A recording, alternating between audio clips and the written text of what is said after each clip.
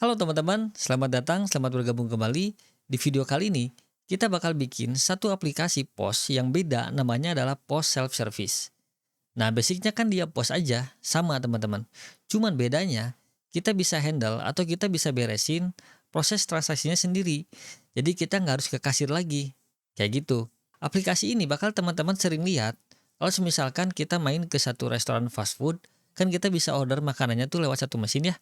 Nah, mesin itu kita sebut dengan kioski.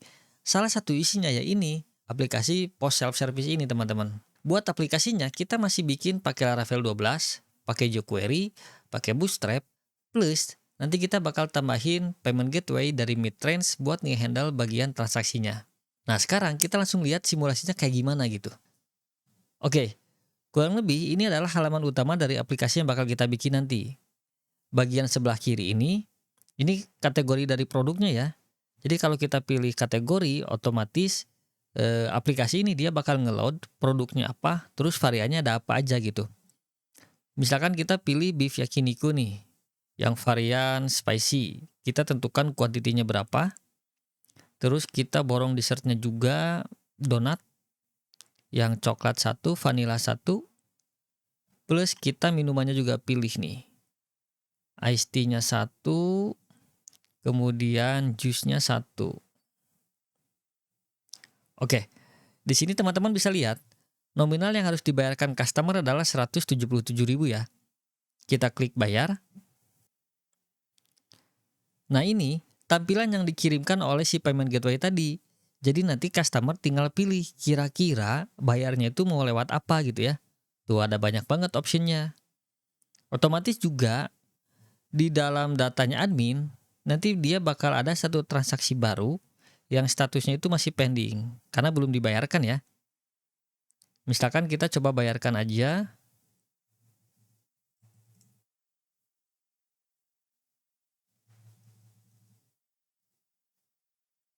Oke, payment successful. Otomatis dia bakal cetak resep dari transaksinya. Terus kalau kita lihat di bagian admin, nah statusnya dia langsung terbayarkan teman-teman. Karena kita pakai yang namanya payment gateway tadi. Jadi otomatis nanti uangnya bakal masuk ke kita.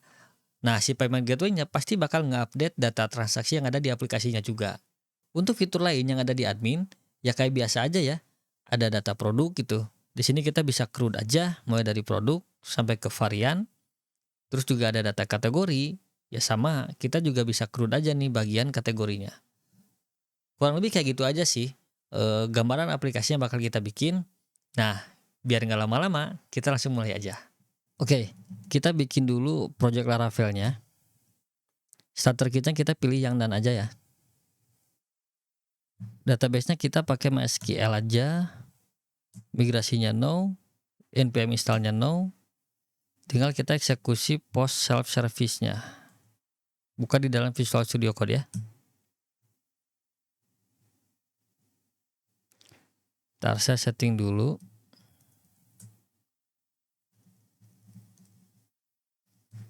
Oh salah, bukan JS.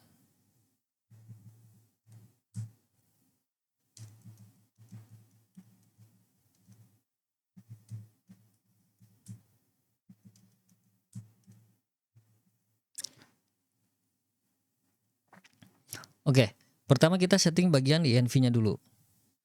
Untuk app name-nya silahkan teman-teman sesuaikan aja. Terus bagian database-nya juga silahkan mangga. Kalau udah, kita bisa langsung install Laravel UI.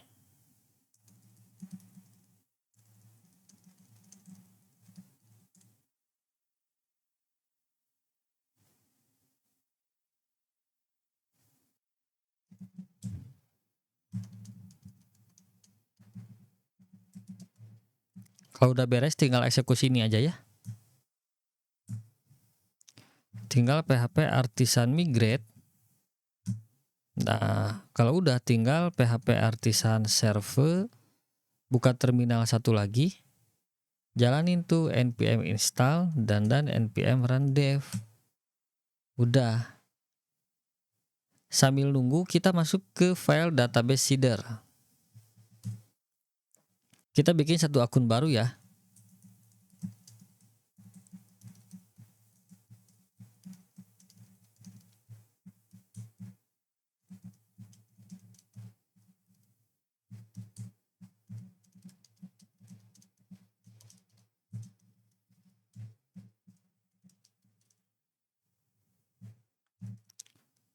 Oke. Buka satu terminal lagi, tinggal eksekusi seedernya. Kayaknya kurang gede deh. Sorry, bentar. Di sini terminal. Saya gedein jadi 16. Nah, jadi kayak gini ya, cukup. Jadi seedernya udah dieksekusi. Ininya udah, tinggal kita coba tes di sini teman-teman. Akses aja langsung. Harusnya dia kayak gini. Nah, kalau misalkan udah kayak gini, kita harus install dulu template adminnya nih. Jadi silahkan buka ThemeWagon, terus pilih aja nih admin dan dashboard gitu ya. Terus make sure filternya ini kita aktifin bagian Bootstrap 5 di sini nih. Yang di framework kita pilih Bootstrap 5. Terus teman-teman cari, ada satu template yang saya pakai itu namanya Modernize. Teman-teman download aja.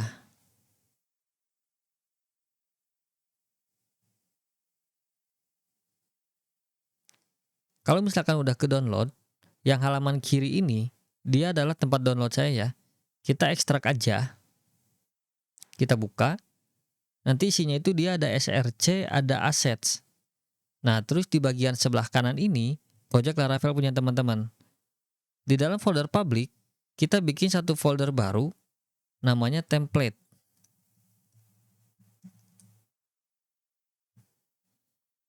Nah, si folder assets ini, kita bakal kopikan dia ke dalam folder template yang tadi.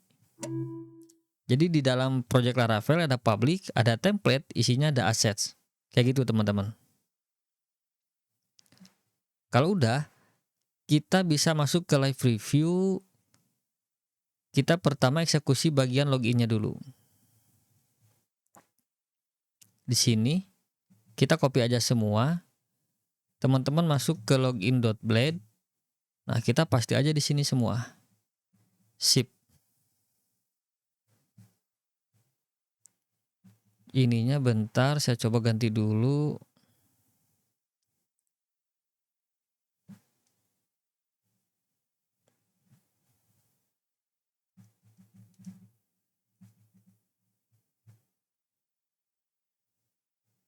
Bentar ya, biar enak.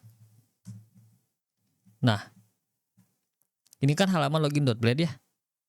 Kalau teman-teman akses di aplikasi kita itu, ke login, kan dia bakal kayak gini. Nah, kita tinggal, load aja nih CSS-nya. Jadi pertama di bagian title ini kita ganti dulu. Config pakai app.name, nama aplikasi kita. Terus yang bagian titik 2 ini, kita ganti aja. Jadi asset, template. Nah, kayak gini. Titik 2 ini, semuanya harus diganti jadi kayak gini teman-teman. Biar nggak satu-satu, gampang aja. Kita tinggal blok nih, titik 2-nya. Ctrl F. Terus klik bagian ini nih.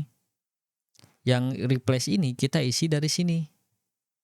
Nah,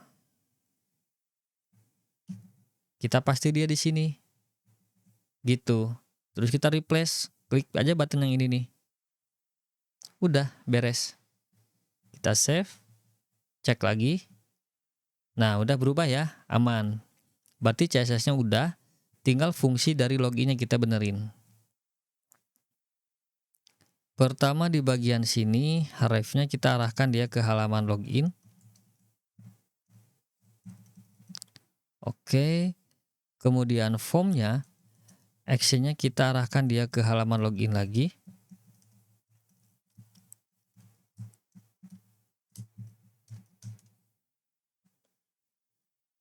Kan kita nggak pakai username ya, kita pakainya kan email ya. Ganti aja jadi email. Yang ininya juga sama jadi email. Inputnya kita kasih property name, isiannya adalah email. Yang bagian password juga sama. Inputannya kita kasih property name, isinya adalah password. Terus bagian forgot passwordnya kita nggak perlu, hapus aja. Yang bagian tombol sign in ini, kita ganti dia jadi button, type-nya kita ganti jadi submit, href-nya kita hapus. Oke, sip. Bawahnya kita hapus juga nih, bagian ini. Nggak perlu juga. Oke, mantap. Cek ya. Refresh, kita ganti jadi kayak gini. Login aja teman-teman pakai akun yang tadi. Oke, aman ya. Fitur loginnya udah. Tinggal kita benerin bagian halaman dashboard dari adminnya. Balik lagi ke sini. Teman-teman cari sample page. Kayak biasa kita page source, copy aja semua. Kita bikin views baru ya. Namanya itu layouts titik kasih aja admin. Kita paste semuanya di sini. Terus buka home.blade. Nah ini layoutsnya kita arahkan dia ke admin. Udah beres. Tinggal kita cek lagi nih aplikasi kita. Dia jadi kayak gini ya, berarti udah nyambung. Tinggal kita benerin CSS-nya. Caranya sama. Di layout admin ini, titik 2-nya sama teman-teman. Kita ganti juga. Titik 2 ini kita copy, ganti dia di sini. Udah, kita tinggal replace aja. Nah, gitu. Title-nya juga kita ganti sama config app.name gitu ya. Terus kita kasih CSRF juga di sini.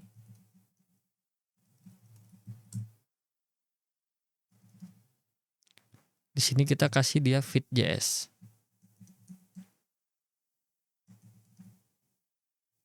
Oke. Sip, kita cek dulu refresh. Mantap teman-teman. Pertama yang bakal kita benerin bagian sidebar-nya teman-teman. Kayak biasa aja kita bakal pakai komponen ya. Nah, sidebar itu adanya di sini nih. Nah, yang ini nih.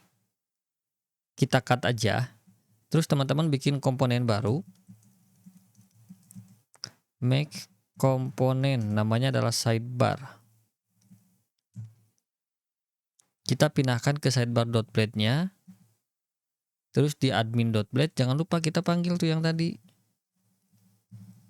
Nah, gini. Tinggal kita benerin bagian kelas komponennya. Di sini kita bikin properti baru, namanya adalah links gitu ya. Udah. Nah, teman-teman cek dulu hasilnya. Kalau kita lihat, setiap link itu kan dia ada tulisannya. Nah, kita bakal bagi dua setiap link teman-teman. Jadi link ini, tulisan ini kita sebut dia section, tulisan linknya atau menunya gitu ya, kita sebut dia menu. Jadi maksud saya di sini kita tinggal bikin data baru kayak gini. Jadi ada satu yang tipenya dia itu section. Terus kita kasih dia title-nya home gitu ya. Terus dia ikonnya itu kita kasih dia TI dots. Oh ya. Jadi si template admin ini dia pakai tabular icon. Teman-teman bisa cek di sini. Tabular icon. Nah, nanti teman-teman silahkan cari aja bentukan ikonnya mau kayak gimana gitu ya. Balik lagi. Ini menunya udah ada ya, yang home. Tinggal kita bikin yang kedua, teman-teman. Type-nya dia itu sebagai menu. Kita kasih dia name. Namanya misalkan dashboard gitu ya. Terus kita kasih dia root. Rootnya ke halaman home. Icon juga, aktif dulu deh.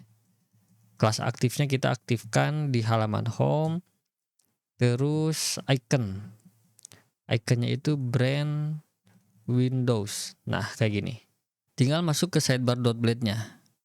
Nah, di sini nih. Kita fokus di bawah UL ini ya. Kita looping yang tadi teman-teman.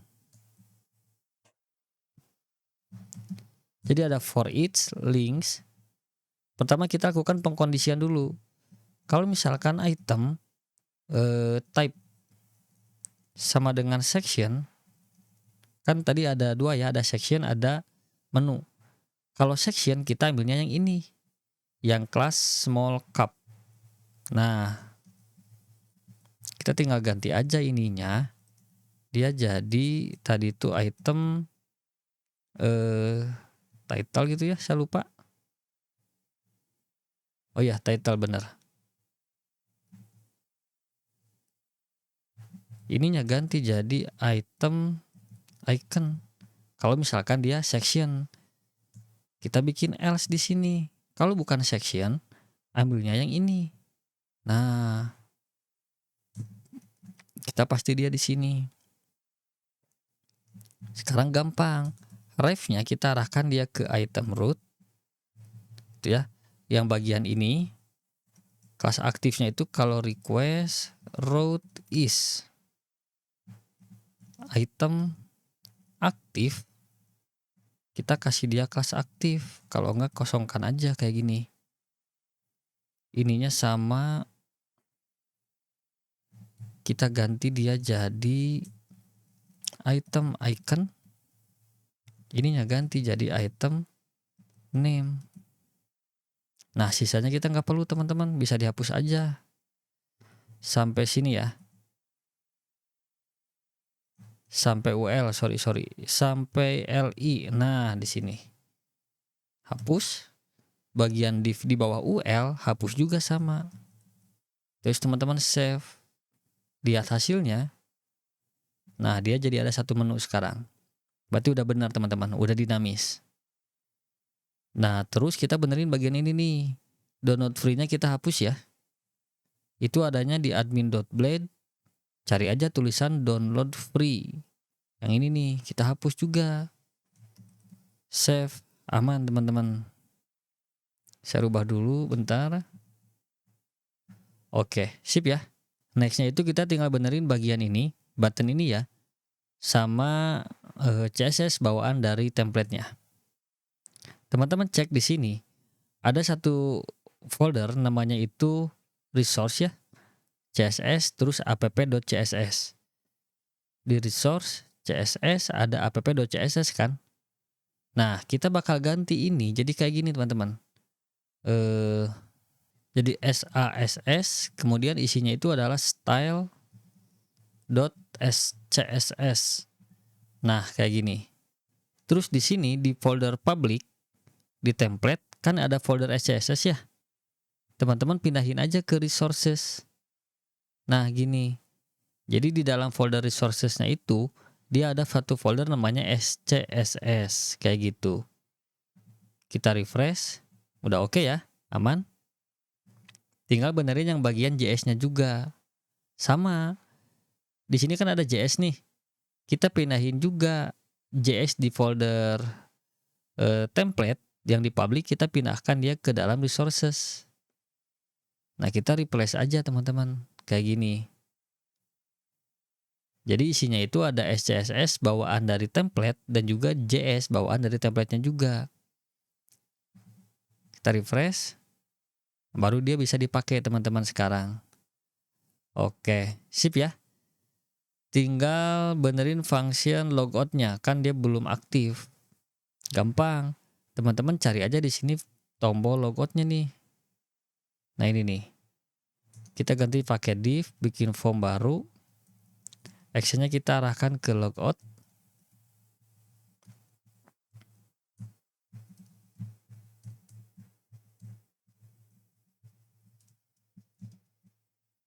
Kita ganti dia jadi button, type-nya submit. Oke, sip. Oke, mantap. Tinggal tes lagi.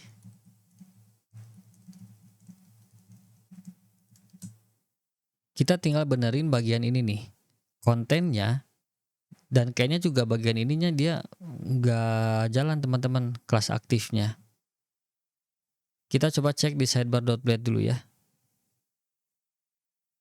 Oh ini salah, harusnya dia kayak gini. Nah, oke, ini udah pasti benar. Tuh, oke ya. Tinggal benerin konten tengahnya itu di admin.blade. Nah ini nih, udah pasti benar. Kita hapus, kita ganti jadi yield content. Ininya saya hapus aja deh, pakai padding sendiri aja. Nah, terus teman-teman buka home.blade, call md-nya kita hapus nih. Oke, sip. Cek. Oke, mantap teman-teman. Jadi sekarang template aplikasi kita udah siap. Kita tinggal tambahin aja fitur-fiturnya gitu ya. Stay tune terus di channel ini. Kita ketemu lagi di video selanjutnya.